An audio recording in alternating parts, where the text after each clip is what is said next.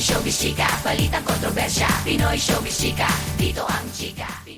Mga Sbesh, Matet De Leon at Ian De Leon, mga anak ng yumaong superstar Nora Honor, nagka-misunderstanding. Parang teleserye pero walang director.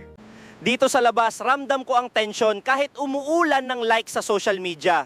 Parang may bagyong family drama dito. Sabi ni Matet, respect naman guys, pero ang ibang netizens nag-comment pa ng sana all may family issues.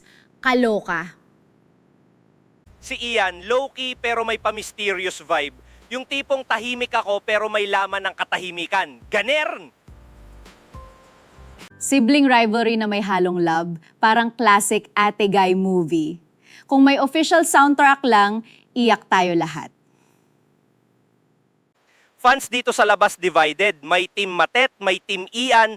Parang basketball finals pero puro emotions.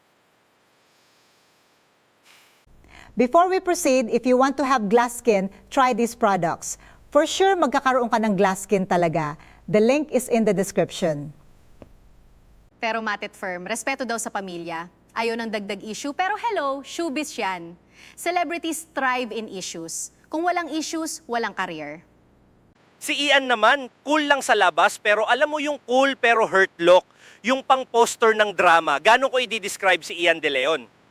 Uy, tama ka dyan. Silence speaks louder than words, charot. Pero sana may mic para sa closure. Ano ba yun, di ba? Action speaks louder than words.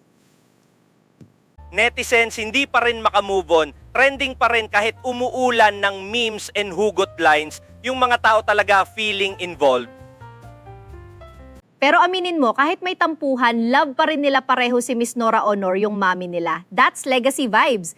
Pero sana maayos nila ang gusot. Exactly, family is family kahit pagbalik-baliktarin mo man ang mundo. I am sure magkakabati rin sila and malamang one big family reunion yan. Hay nako, real life teleserye talaga ito. Well, this makes life more colorful.